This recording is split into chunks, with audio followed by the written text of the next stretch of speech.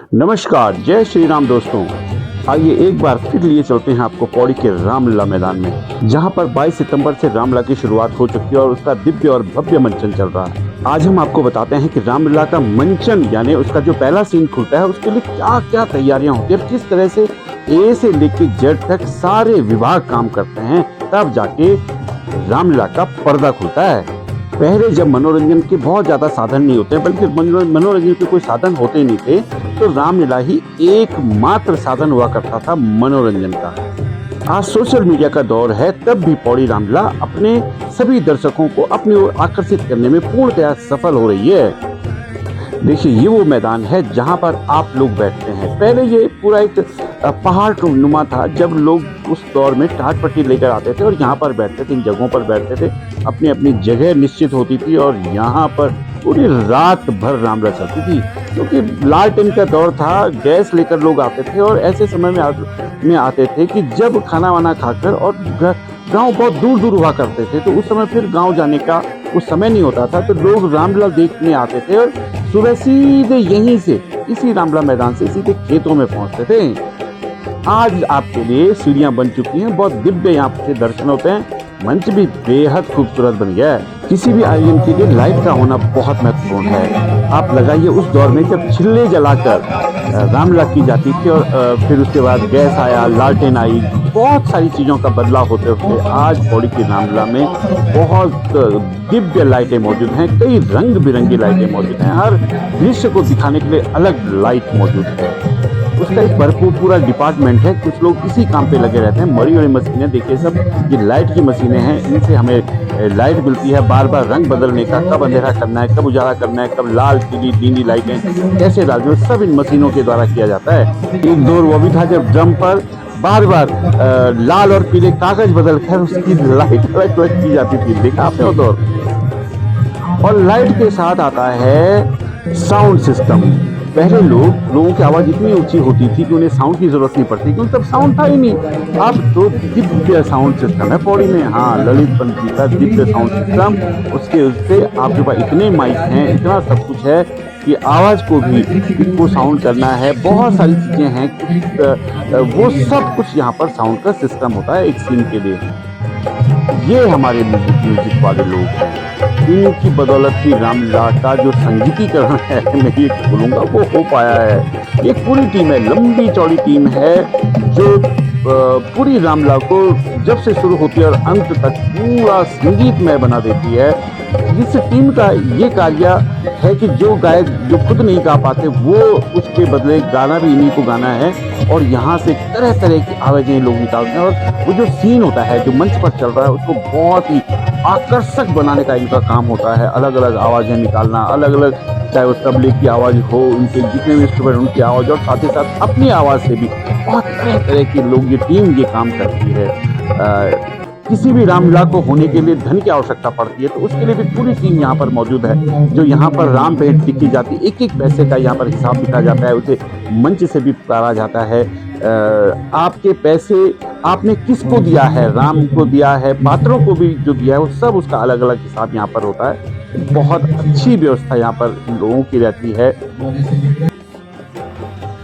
क्योंकि कलाकार बहुत दूर दूर से आते हैं और शाम के 5 बजे वहाँ पहुँच जाते हैं, क्योंकि मेकअप होता है, बहुत सारी चीज़ें आती हैं, उनके लिए भोजन की व्यवस्था भी यहाँ पर की जाती है। पहले यहाँ पर किचन नहीं था, तो वो अगल बगल किसी होटल में बोलना पड़ता था, वो एक बहुत बड़ा व्यवधान होता है। अब रामलीला ने अपने यहीं एक किचन बनाया है, ताकि अपने कलाकारों के लिए उन्हें बाहर न जाना पड़े, बाहर न भेजना पड़े, भोजन की पूरी व्यवस्था होती है। अब हम पहुँच गए हैं मेकअप रूम में। अब यहाँ पर 2 मेकअप रूम हैं, एक है पुरुषों का, एक है महिलाओं का। यहाँ पर ये जो मेकअप रूम है, यहाँ सारे जो पुरुष आर्टिस्ट हैं उनको यहाँ पे तैयार किया जाता है। बड़े थोड़ा बहुत सब एक दूसरे की मदद करते हैं, लेकिन उनके लिए एक पूरी व्यवस्था बनाई गई है। बहुत बड़ा हॉल है, यहाँ पर पाँव रखने की जगह नहीं मिलती, जब राक्षस बंदर सब इकट्ठा यहाँ पर तैयार होते हैं। 5-5, 6-6 लोगों की टीम है जो इन सबको तैयार करती है, इनको तैयार करती है। और उसके बाद हम पहुंच गए हैं, ये वो कक्ष है जहां से तैयार वस्त्र सज्जा मिलती है। यहाँ देखिए, सारे अस्त्र शस्त्र हर दिन बिल्कुल फिट किए जाते हैं। ऐसा नहीं कि आज रामलीला होगा तो फेंक दिया, कल भी होना जरूरी नहीं, रात को सारी चीजें फिर व्यवस्थित की पूरी टीम है। इस हर वस्त्र को, अस्त्र को, शस्त्र को सबको बिल्कुल फिट रखती है। दूसरे दिन सुबह ऐसा लगता है कि जैसे जो है आज फिर नया दिन आता है। जैसे एक दुकान है जो रात को दिन में खुलती है और तो रात सुबह बिल्कुल नई तरोताज़ा दिखती है। और ये है वो दूसरा मेकअप रूम जो हमारा अतिथि गृह भी है, लेकिन आजकल वो परिवर्तित हुआ है महिलाओं के मेकअप रूम पे, क्योंकि छोटी छोटी बच्चियाँ हों, क्योंकि भाव नृत्य हैं, उसमें बहुत सारी बच्चियाँ रहती हैं। कुछ बच्चियाँ मोबाइल भी देख रही हैं, क्योंकि अपने अपनी फ़ोटो अपडेट भी कर रही हैं और खूबसूरती ढंग से उनकी साज सज्जा हो रही है। पूरी टीम इसमें काम कर रही है। महिलाओं के लिए बिल्कुल बहुत बड़ा एरिया दिया गया है ताकि किसी को कोई डिस्टर्बेंस न हो, आपस में टकराएं भी नहीं, इसलिए उनके लिए पूरी यहाँ पर उनके मेकअप रूम की व्यवस्था है। इसके बावजूद भी कुछ ऐसे बड़े पात्र हैं जिनको मेकअप के लिए बाहर भेजना पड़ता है, क्योंकि उनकी वाकई एक अद्भुत तैयारी होती है जो यहाँ पर संभव नहीं है, इसलिए वो बाहर भी जाते हैं और उसमें भी जो कमेटी है पूरा खर्चा वहन करती है।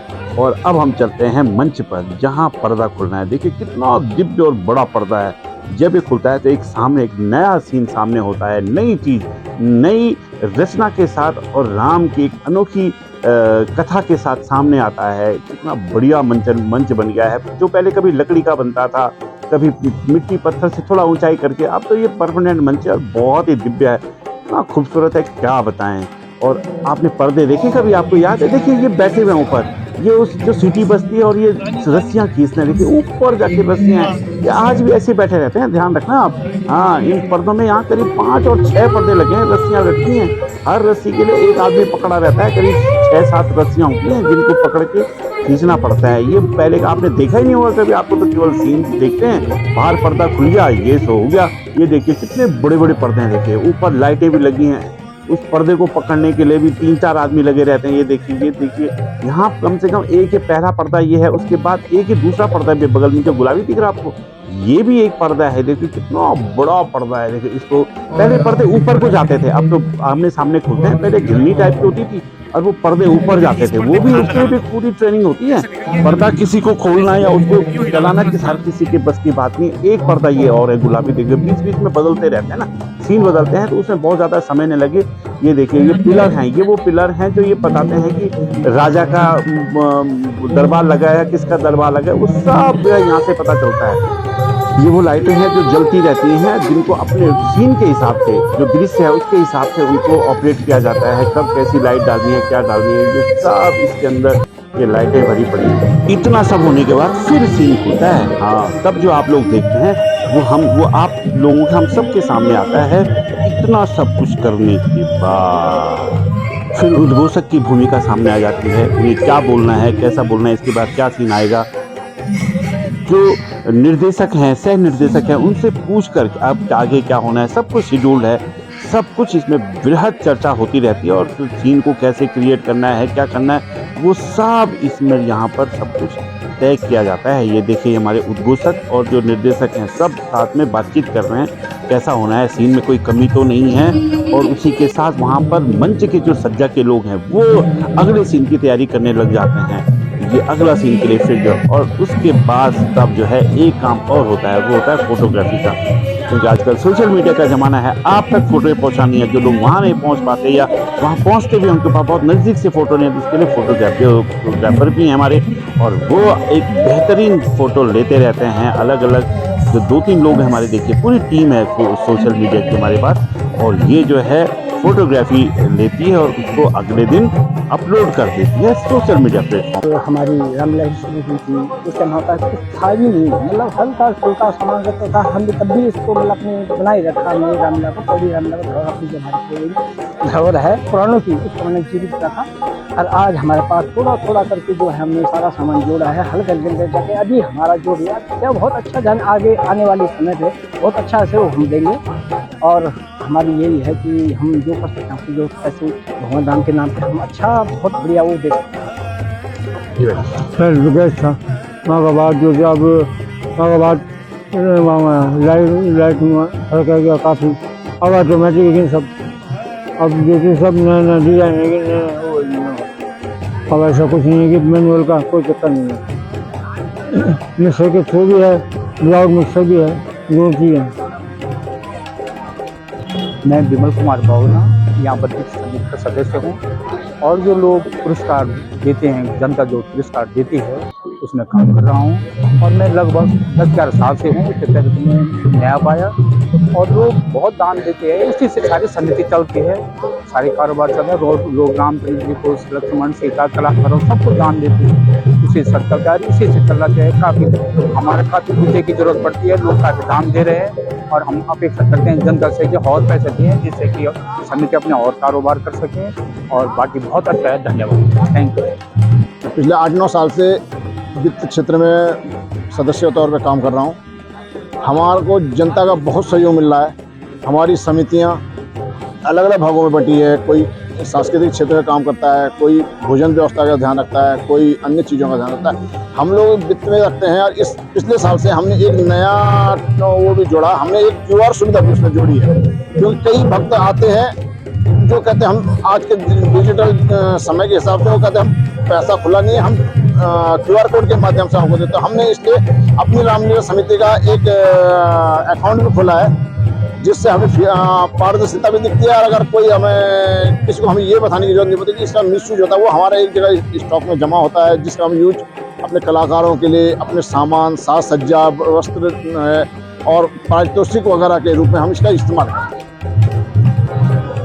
मैं जसपाल रावत, मुख्य संयोजक वित्त समिति।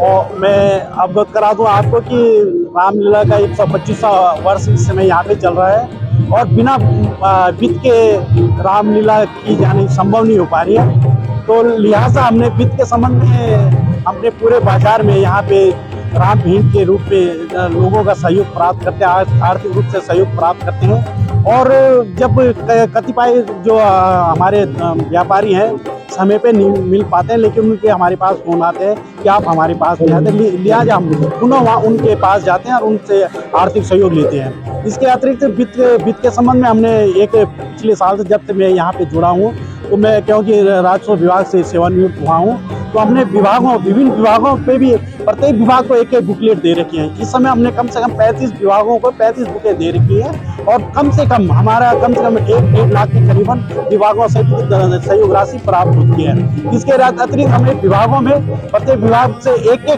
जो हमारे ग्रुप लीडर हैं, जो हम धन को एकत्रित करके उनको हम भगवान राम का स्मृति चिन्ह प्रदान करते हैं। और मैं पौड़ी की संभ्रांत जनता से, मातृशक्ति से, युवाओं से और बुजुर्गों से अनुरोध करना चाहूँगा कि यहाँ पे आए और अधिक से अधिक संख्या में आए और हमारे पापड़ों का उत्साहवर्धन करिए। साथ ही अपना आर्थिक सहयोग यहाँ पे आर्थिक सहयोग प्रदान करेंगे।